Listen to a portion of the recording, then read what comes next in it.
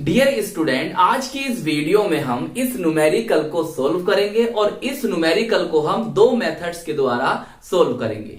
तो चलिए फिर कॉपी और पेन निकाल लीजिए और सोल्व करते हैं आज के अपने इस प्यारे से न्यूमेरिकल को।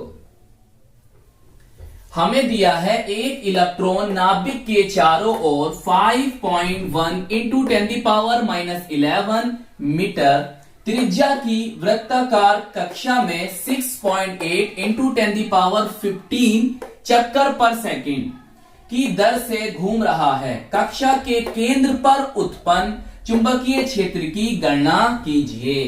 चलिए फिर देखो भाई, ये नाभिक है और इस नाभिक के चारों तरफ ये वृत्त कक्षा है और इसमें क्या कर रहा है, इलेक्ट्रॉन गति कर रहा है। मान लिया हमने ये हमारा इलेक्ट्रॉन है और इलेक्ट्रॉन जो है हमारा v वेग से क्या कर रहा है, इधर को ऐसे गति कर रहा है। सही, ये नाभिक है, ये इलेक्ट्रॉन है और जो v वेग से इलेक्ट्रॉन है और v वेग से क्या कर रहा है, वो गति कर रहा है। अब जो इलेक्ट्रॉन की बहने की, प्रवाह होने की, घूमने की, गति करने की जो दिशा होगी उसके विपरीत दिशा होती है किसकी, धारा की। ये हम जानते हैं सर। तो धारा की दिशा बेटा हमारे होगी ये वाली। इतनी बात समझ में आ गई जी सर। अच्छा, अब देखो हमें उसने क्या क्या वैल्यू दी है। उसने हमें नाभिक के चारों ओर इतने मीटर की त्रिज्या दे दी उसने। मतलब अगर हम कहें आपसे तो ये उसने हमें आर दे दी, आर, चाहे कैपिटल आर बना लो या स्मॉल आर, ये हमें उसने त्रिज्या दे रखी है। तो हम लिखते हैं यहां पर बच्चों, इसका सॉल्यूशन करेंगे। पहला मेथड समझ लो, फर्स्ट मेथड समझ लो। आर बराबर हमें दिया उसने 5.1 इंटू 10⁻11 मीटर। क्लियर? अच्छा, और वृत्ताकार कक्षा में इतने चक्कर पर सेकंड की दर से घूम रहा है। तो ये बेटा ये हो गई हमारी आवृत्ति। आवृत्ति बोले तो फ्रीक्वेंसी।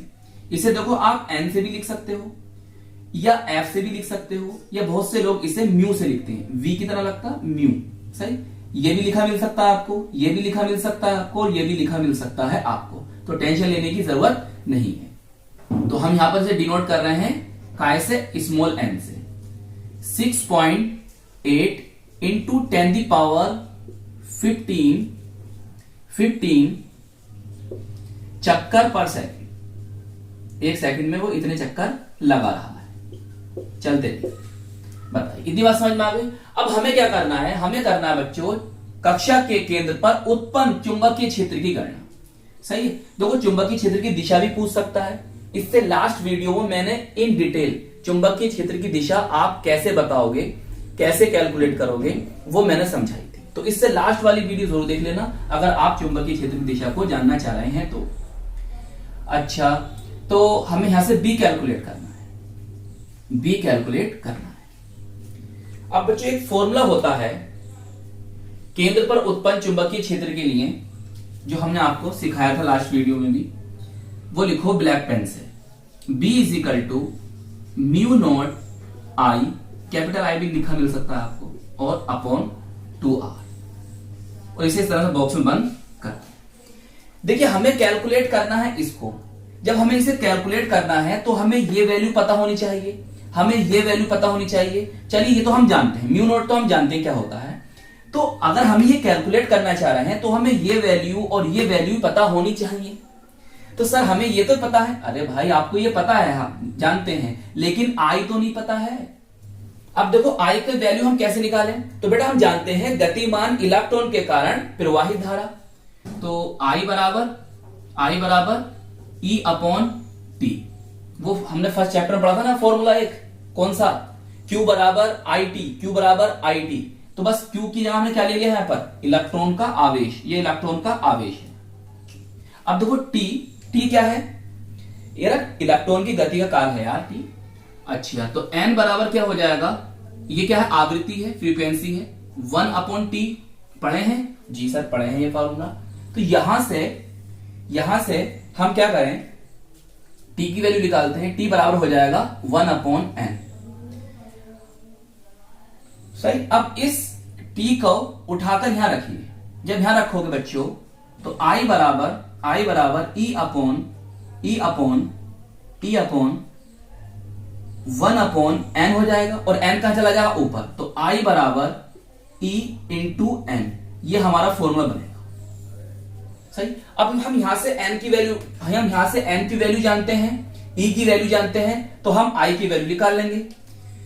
रखो जरा फॉर्मूले में मान। देखो ये इलेक्ट्रॉन का चार्ज है, इलेक्ट्रॉन का आवेश है, तो कितना होता है 1.6 इंटू 10⁻⁻19 कूलम होता है।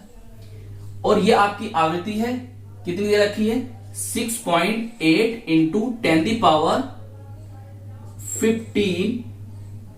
तो जब आप इन दोनों की गुणा करोगे तो हमारा क्या बनेगा भाई, -19 है और ये कितना है 15, तो 10⁻⁻4 आ जाएगा यहां पर। अब बच्चे ये दोनों, इन दोनों की गुणा कर दो तो क्या आ जाएगा, ये आ जाएगा 10.88 एम्पियर। ये आई का मान लीजिए, आई कैपिटल लिख लो, स्मॉल लिख लो, मर्जी है आपकी।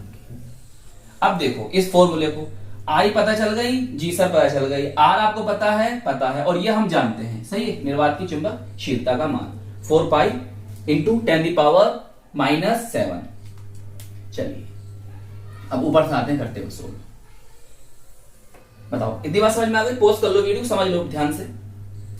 चलिए अब वैल्यू रखो बच्चों, वैल्यू रखो इसमें ध्यान से, बहुत ध्यान से रखो, बहुत ध्यान से वैल्यू को रखिए।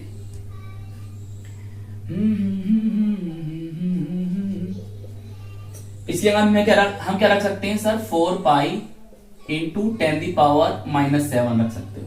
सही। आई की वैल्यू सर हमने निकाली है, कहां है, यह है 10.88 इंटू 10⁻⁻4 सही एम्पियर, अपॉन 2 सर 2 है, आर सर दे रखा है, सेंटीमीटर में तो नहीं है, अरे मीटर में ही है भाई, तो इसलिए चेंज में नहीं करा। चलो अब क्या करोगे, देखो एक बात समझे, तो वो 2 धुनी 2 आ गया, पाई की वैल्यू सर 3.14। ओके देखो -7 और -4 कितना होगा, -11 हो गए, 11 होगा, ये माइनस के 11 होगा ऊपर। सही। अच्छा माइनस के 11, यहां माइनस के 11 होगा ना, ये माइनस के 11 है, यहां माइनस के 11 होगा। अब ये माइनस के 11 जब ऊपर जाएंगे तो प्लस के बन जाएंगे, तो घट के क्या हो जाएगा, खत्म, ये तो आपस में कट जाएंगे ना। जी सर, तो कटेंगे यहां पर, तो यहां पर क्या करें फिर, बस इतना लिख दो। अरे भाई तो समझ में नहीं आई बात। अरे भाई -7 ये -4 ये -11 हो गए, और -11 ये है, ऊपर जाएंगे प्लस के हो जाएंगे, तो इससे ये पावर खत्म हो जाएगी बच्चे। बचेगा क्या, बचेगा आपके पास 5.1 बचा। अच्छा अब क्या करें, कुछ कट पिट सकता है, नहीं कट सकता, तो इनकी आपस में गुणा कर लो। जब अब आपस में गुणा करोगे तो कितना आ जाएगा 68.3264। सही। और नीचे कौन होगा, बटे में होगा 5.1। बताओ इतनी बात समझ में आ रही है, 5.1 होगा। अब इसे भाग करोगे बच्चों तो लगभग आपका आंसर आएगा 13.4 टेस्ला। हिंदी भी लिख लो टेस्ला, या लिख दो वेबर पर मीटर स्क्वायर। अच्छा इसका एक मात्रक और होता है, वो चलो मुझे कमेंट्स में बताओ क्या मात्रक होता है एम्पियर के पदों में। चलिए इसे आप नोट कर लीजिए। अब मैं आपको सेकंड मेथड भी समझा देता हूं। देखिए हम जानते हैं B बराबर μ0 I/2R। सही, ये तो जानते हैं हम, फॉर्मूला कहां लगना है, कैसे लगना है। तो अब हम I के एक फॉर्मूला जानते हैं, I बराबर EV/2πr। सही, स्मॉल r भी मिल सकता है, कैपिटल R भी। चलो कैपिटल R लिख देते हैं, वैसे कटना तो है ये। अब ये कब लगाओगे, याद रखो, एक इलेक्ट्रॉन के कारण, मैंने क्या कहा, एक इलेक्ट्रॉन के कारण उत्पन्न धारा का व्यंजक है ये। एक इलेक्ट्रॉन के कारण उत्पन्न धारा का व्यंजक है, जो r त्रिज्या की एक वृत्त कक्षा में v वेग से गति कर रहा है। बात समझ में आई? अच्छा अब इसको क्या करें, इस i को उठाकर इसमें रख दें, या पहले से और सोल्व कर लें। चलो पहले से और सोल्व कर लेते हैं। देखो भाई I बराबर E, अब जो आपका V होता है, V क्या होता है सर, V होता है R ओमेगा। सही है, बिल्कुल सही, कोणीय वेग।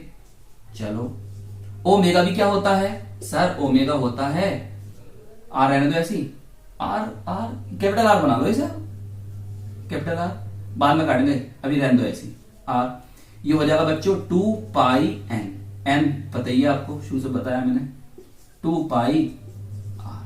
अब देखो कुछ कट पिट रहा, देखो इससे ये खत्म हो गया, इससे ये खत्म हो गया, और देखो आई बराबर ई एन, लौट के वहीं आगे नहीं आ गए जहां चले थे, सही। इसे उठाकर इसमें रख दो, इसमें उठाकर इसे रख दो, तो B बराबर mu naught E N upon 2R। बस ये बन गया आपका फाइनल फॉर्मूला। इसमें रखिए वैल्यू और आंसर यही आपको प्राप्त होगा।